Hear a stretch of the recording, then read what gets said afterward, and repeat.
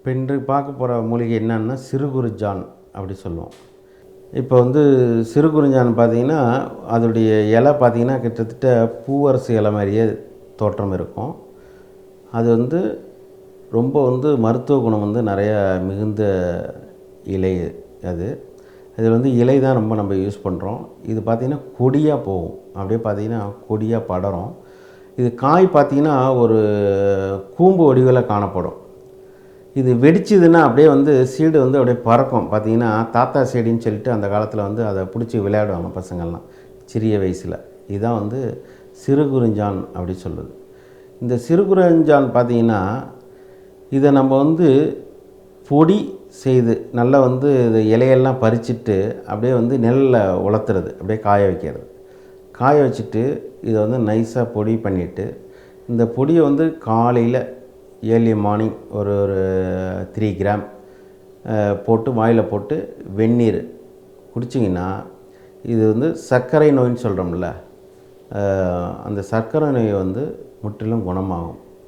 இந்த சிறுகுறிஞ்சான் சாப்பிடும்போது என்ன அப்படின்னாக்கா, இப்போ ஒரு நாளைக்கு சர்க்கரை நோயினால் என்ன பண்ணுறாங்க, டெய்லி பார்த்திங்கன்னா யூரினேஷன் இருந்துக்கிட்டே இருக்கும், தண்ணி தாகம் அடிக்கும், அவங்களுக்கு உடம்பெல்லாம் ஸ்கின்னு எல்லாம் ட்ரை ஆகும், உடம்பெல்லாம் ஸ்கின்னெல்லாம் எரிச்சல் இருக்கும். இந்த சிறுகுறிஞ்சான் பார்த்திங்கன்னா அதுவும் கசப்பு சுவை உடையது தான். இந்த கசப்பு சுவை உடையதை நீங்கள் சிறுகுறிஞ்சான் சாப்பிடும்போது அந்த ஸ்கின்னெல்லாம் பார்த்திங்கன்னா பளபளப்பு ஏற்படும். அந்த ஸ்கின் எரிச்சல், அந்த பாதம் கையெல்லாம் எரியுது அப்படிம்பாங்க. அந்த எரிச்சல் குணமாகும். அப்புறம் பார்த்திங்கன்னா கிடினஸ், மயக்கமாக இருக்குது, தண்ணி தாகம் அடிக்குது, யூரின் அடிக்கடி போகுதும்பாங்க. இது எல்லாமே இதில் குணமாகும். அது சிறுகுறிஞ்சான் என்ன பண்ணணும் அப்படின்னாக்கா, இன்னும் கஷாயமாக போட்டு சாப்பிட்லாம்.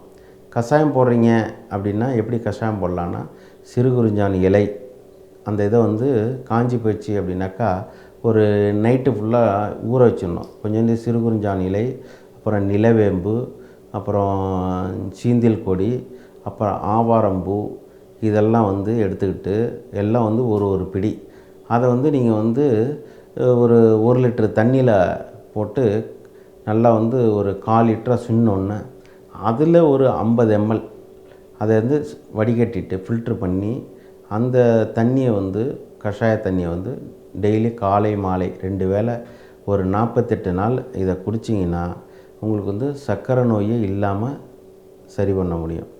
இதே கஷாயமாகவும் பண்ணலாம், இல்லை பொடியாகவும் சாப்பிட்லாம். இது சில இது பார்த்திங்கன்னா பொடியாக சாப்பிட முடியல அப்படின்னாக்கா கொஞ்சோண்டு தேனில் குழச்சி அது சாப்பிட்லாம். அது தூய தேனில் தான் சாப்பிட்ணும். சிலது சர்க்கரை பாவாக இருக்கும், அதில் சாப்பிடக்கூடாது. அதுமாரி தேனில் சாப்பிட்லாம்.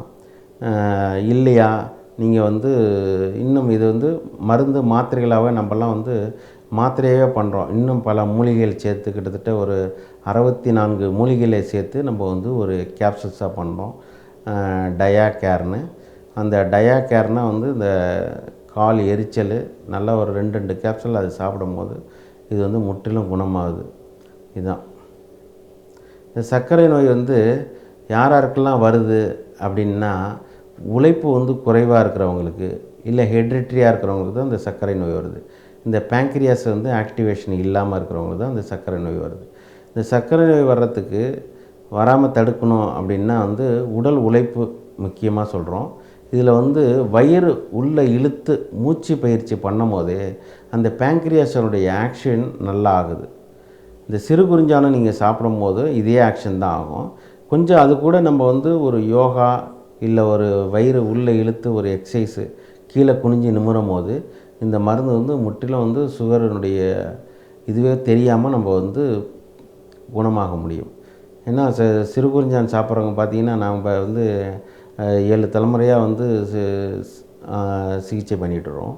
இப்போ எங்கள் காலத்துலலாம் எங்கள் அப்பாவுடைய காலத்துலலாம், எங்கள் அப்பா காலத்தில் தாத்தா காலத்தில் பார்த்திங்கன்னா நிறைய பேருக்கு சிறுகுறிஞ்சான் பவுடர் தான் பண்ணிகிட்ருப்போம்.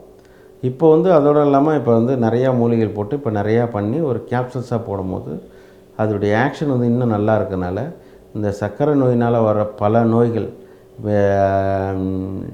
இந்த கண் பார்வை மங்கிரும் பார்த்திங்கன்னா, கண் பார்வை மங்கிரும், கண் நரம்பெல்லாம் பாதிக்கும். அப்புறம் பார்த்திங்கன்னா கிட்னியை பாதிக்கும்.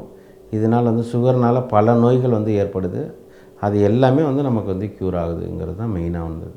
இப்போ வந்து இது வந்து நம்ம வந்து குறைவான அளவில் இருக்குது. இப்போ வந்து 160, 170, 180 இருக்குது அப்படின்னா, நீங்கள் வந்து வீட்டிலே இந்த சிறுகுறிஞ்சான் பவுட்ரு, இப்போ நான் சொன்னேன்னா கஷாயம், அந்த சீந்தில் கொடி, இந்த சிறுகுறிஞ்சான், அப்புறம் வந்து நிலவேம்பு, ஆவாரம்பூ இதெல்லாம் போட்டு கஷாயம் வச்சு குடிக்க சொன்னோம்.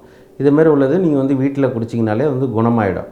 அப்படி குணமாகாத பட்சத்தில் நீங்கள் வந்து நம்மள்ட்ட வர்றீங்க அப்படின்னாக்கா, நம்ம வந்து இன்னும் சில மூலிகைகளான டயாக்யூர் மருந்து சாப்பிடும் போதும், இன்னும் வேறு அவங்களுக்கு வேறு என்னென்ன சிம்டம்ஸ் உங்களுக்கு வந்து 3 நாடி, வாத நாடி, பித்த நாடி, கஃப நாடி 3 நாடியை பார்த்துட்டு, உங்களுக்கு என்ன மருந்து கொடுத்தா என்ன குணமாகும், என்னென்ன உங்களுக்கு மருந்து தேவைன்னு சொல்லிட்டு காம்பவுண்ட் மெடிசனை நம்ம கொடுக்கும்போது அவங்களுக்கு வந்து முற்றிலும் வந்து குணப்படுத்திடலாம்.